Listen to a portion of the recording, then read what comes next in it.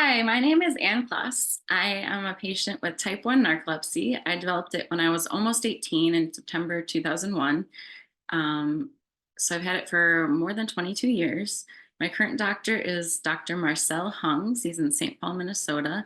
And if you're watching this on video, you'll also see a picture of me being diagnosed by my first narcolepsy doctor, Dr. Michael Silver at the Mayo Clinic.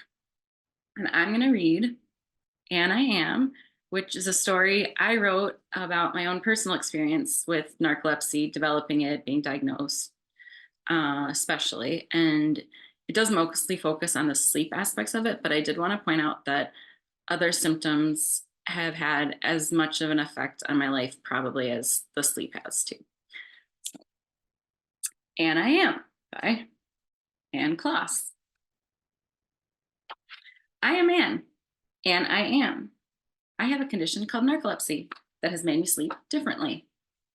I have slept every span of duration and in every place in your imagination. Would you sleep here or there? I would sleep here and there. I have slept everywhere. Could you sleep in broad daylight? Of course, even standing upright. One morning that would prove to be fateful, I fell asleep right at the breakfast table.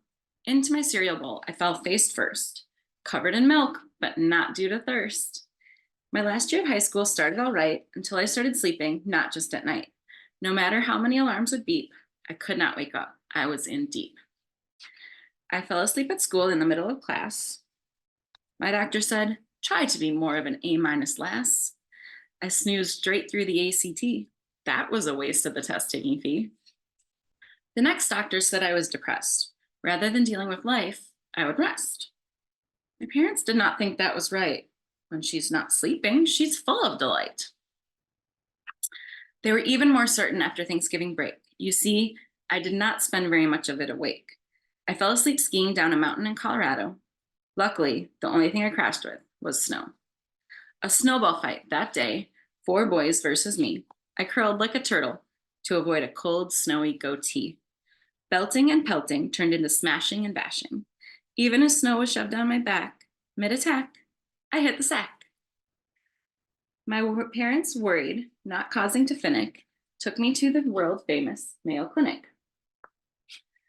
A 1 full week of 7 to 5 p.m. tests, every waiting room witnessed my rest. During the EKG, CT, MRI, and other procedures, I got some shut-eye. Techs glued wires to my body and head. Looking like Medusa, I went straight to bed.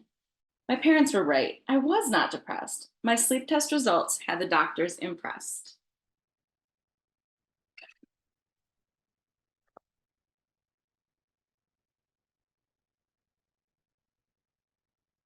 And that was still just the start of me turning strange sleeping into an art. I quickly learned when entering any new setting to automatically assess what could work as bedding.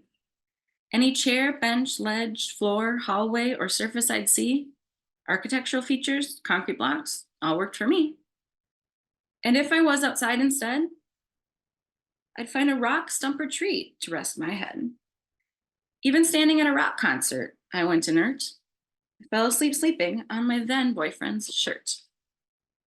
I have slept for days and days straight, waking just long enough to devour a plate. Over a year, not once sleeping more than 3 hours per 24. A zombie, I struggled with the most basic chore. Awake and alert are each my holy grail. Both occurring at once, my white whale. My mind up and going, trapped in my body sedated, or else physically awake while my brain hibernated. My thoughts often get stuck, hitting impasses. It feels like my mind is a pool of molasses. Before, my mind's functions were exemplary. Now I compete with a goldfish's memory. There is one situation my eyes have not closed, and that's as a driver on the road. I've pulled off to the side, found a hotel nearby. If I feel drowsy, I choose not to die. When it comes to sleep, the most different for me would be to get a normal night's rest. Please be patient with me. I'm doing my best. Thank you for listening to And I Am by me, Ann Klaas.